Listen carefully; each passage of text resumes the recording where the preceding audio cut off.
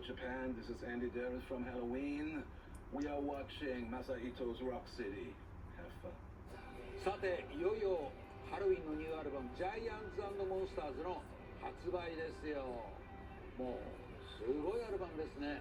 改めてボーカリストソングライターのアンディ・デリスが注目のこのジャイアンツ&モンスターズ現編成になって2枚目のスタジオアルバムをたっぷり語ります。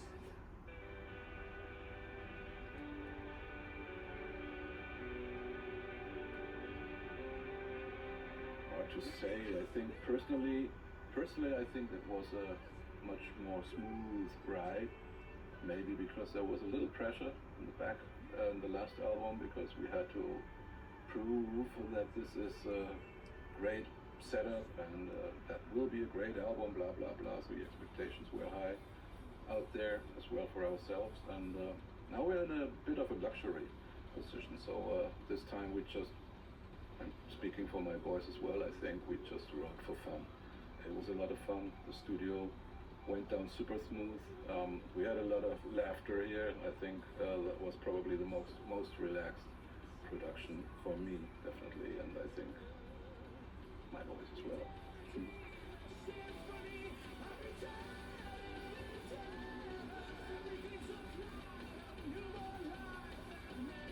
Yeah, that might be right. I mean, I personally always lived through all these three stages. I enjoyed singing Kai Hansen stuff from the Walls of Jericho.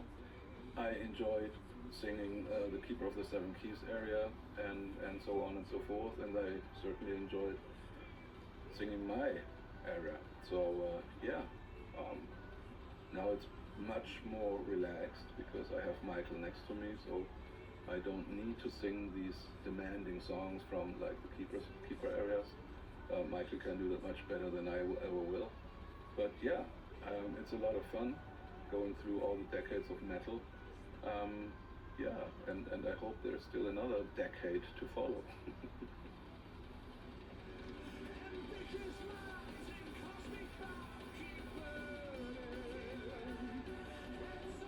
Charlie Barrowfind, the producer, and Dani, our drummer, set up in the studio in Nuremberg, and it was just a big recording room, so there was enough space for 3 drum kits, probably even more.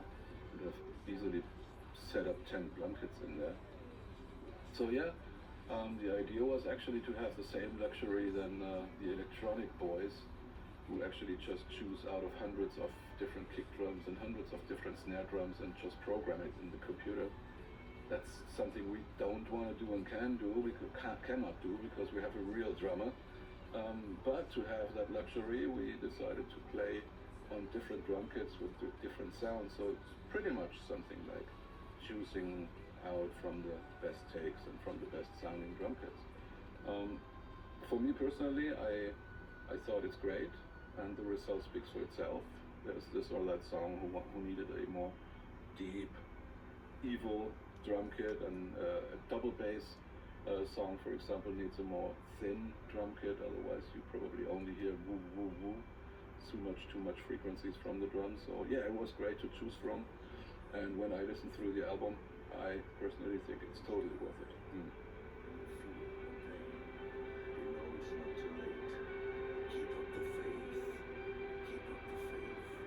Yeah, the main thing I think, the studio itself, it speaks for itself. I mean, it's one of the best, if not the best studio in the whole friggin' world. That's something like the basics, but what kind of was going on feeling-wise there is this mystical feeling that there have been all the great bands, all my idols, everybody's idols, recorded somewhere in the last 40 years in the Whistle Studios. So being able to actually fulfill that dream for ourselves was definitely something special.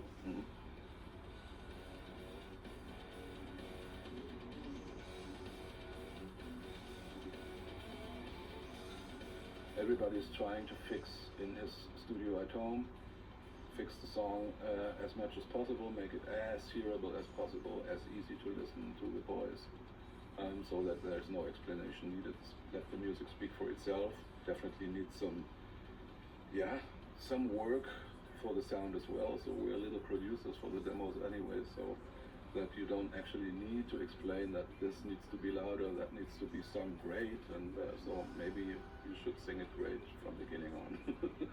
So nothing actually changed there. Everybody has, fortunately, a little studio or even a bigger studio back at home. So yeah, when the songwriting bell is starting the race, then everybody is in his studio trying to prepare the best demos, nearly pre-productions, you could say. And yeah, a lot of fun, and this time we had so much to choose from.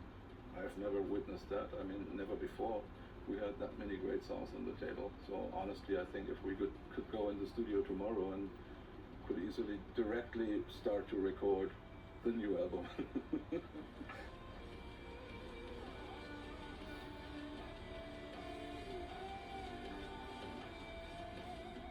Well, Michael is definitely a philosopher, much more than I am, even though I'm a little hobby philosopher. But I can learn so much from Michael because he read so much more books about life, religion, and yeah, it's super interesting to sit down with him, like which we do, and talk for hours sometimes about how you could save the world, but we did not exceed so far. But it's super nice to have somebody on like the same brain shit, so to say. So we're both like brain shitters. Is that the right word? You know what I mean.